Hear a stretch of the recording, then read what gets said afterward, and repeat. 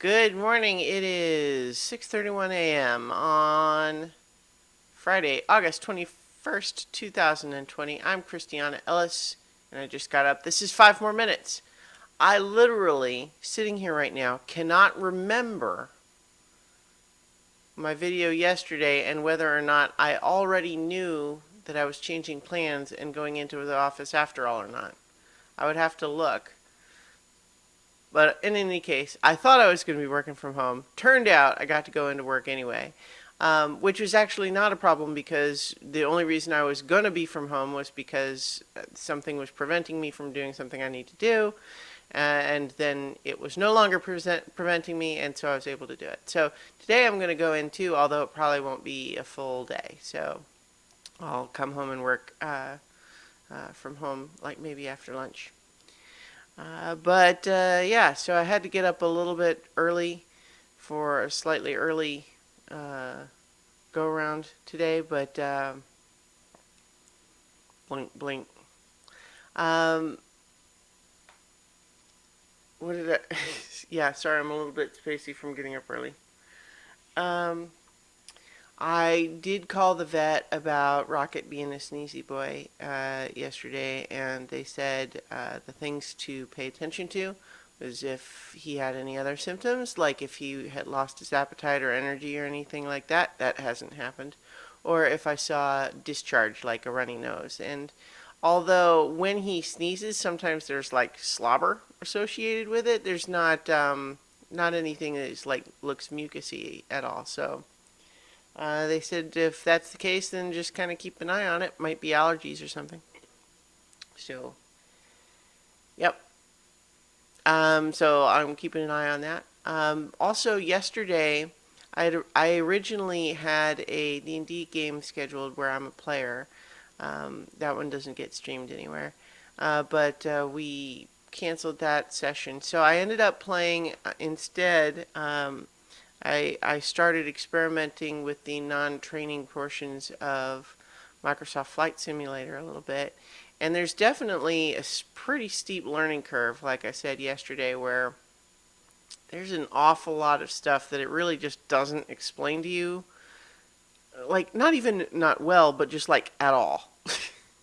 It really just like, there's these activities you can do where you're supposed to just it's like a little sightseeing tour around some area, and you're supposed to be navigating these different things where it'll say, like, go this direction for this much time and this direction for that much time. But, like, the way it estimates that, like what speed is it expecting you to be going? You're looking for landmarks and stuff like that, and then you have a little map that there's various little lines on it, and it's like, but does it tell you? Oh no, that big white line is not actually the path you're supposed to take. It's the highway on the map that you're following. And so some of that stuff is, like I said, it's a learning curve. But I don't know, it's still pretty neat. I feel like I'm fiddling with a lot of stuff and sort of still figuring it out, but I don't know, it's definitely pretty. I'm probably going to be streaming some of that tonight, this evening, if anyone's interested. The other thing that I want to talk about is that I had recommended to me many times a movie called Booksmart, directed by Olivia Wilde, and who's an actress that I've enjoyed in a number of projects. And this was her movie that she directed. And she was in the news recently because I don't remember if it's rumored or just confirmed or just rumored that she's going to get a Marvel Cinematic Universe movie, which is exciting. Um, but I still hadn't seen Booksmart, so that just reminded me, maybe I ought to watch that movie. And I did, and can confirm it is funny and awesome and good, and people should watch it. The best way to explain what kind of movie it is, because I feel like whatever promotion it got when it was originally out just missed me entirely. Like I felt like other than hearing people talk about how much they liked it, I really didn't know anything about it. You know, if I saw even a trailer or a TV commercial at all, I don't remember it.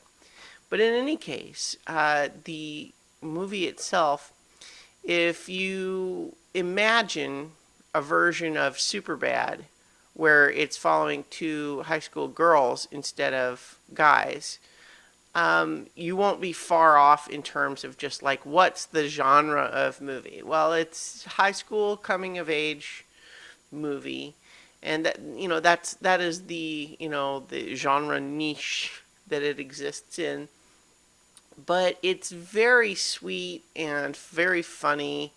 Um, Everyone's performances is great, and the a lot of the issues that the girls in it go through were very relatable to me personally. Like in particular, the basic premise for these two girls in the movie is that they are in their school the kids that just like everyone else says like they care only. So there's an exchange early on where they feel like they're the best of the best. One of them is class president, the other one is also right up there. But and then they're very like academic oriented and do all sorts of activities in that way, and have this plan, and they're going to go to these fancy colleges. And but like one of them in particular, she has fallen into something that definitely I did in high school too, which was to say,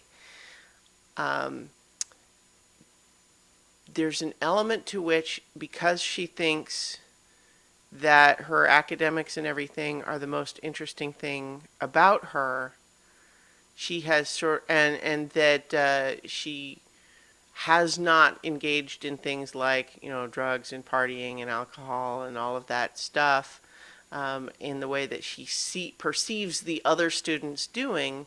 She has internalized that to the point of just assuming, well, obviously I am better, and that everyone else is goofing off, and they're just going to get bad jobs, and I'm going to get a good job, and I'm a better person in that regard. And I don't want to make it sound like she's totally like snobby or unrelatable. It's just like that's kind of where that's kind of how she self-identifies, is that like, well, this is what's special about me. But then she has kind of a rude awakening where she realizes that some of the other students that she perceived as not working as hard as her and doing, various partying and stuff like that, are also getting to go to good schools. And she suddenly realized, and there's a critical exchange where she's like, how is that possible? You don't even care about school. And the response from this other girl who's giving it right back to her is like, no, we just don't only care about school. And so this protagonist girl is just suddenly feeling like that we're on the eve of graduation, and like she and her best friend have only ever focused on like academic stuff, and they've missed out on all of this partying that apparently you can do both. And so she is suddenly like terrified that like, no, we have to do at least one night of partying, or else I'm realizing we're going to go to college and be the kids who never have fun doing anything.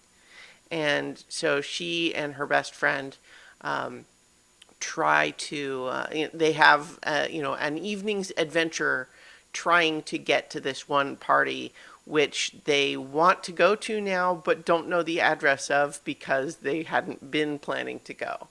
And so but it's all very silly. They have various adventures, going to all different places, and there's a big cast of other students around them, and other teachers, and it's just very good. I've kind of already talked more about it than I expected, but um, just the final thought, like just the note on there of feeling, one of the things that I really related to is this feeling of I know I'm smart and I know I don't fit in. So I know that it must be that I don't fit in because I'm smart. And therefore, all of the people who don't like me, it's because they're jealous that I'm smart. That was definitely something I went through at that age. And so having the characters sort of be in that, but also kind of having to come out of that a little bit, about that attitude, very relatable to me. Anyway, I will leave it there and I'll talk to you all tomorrow for 5 more minutes.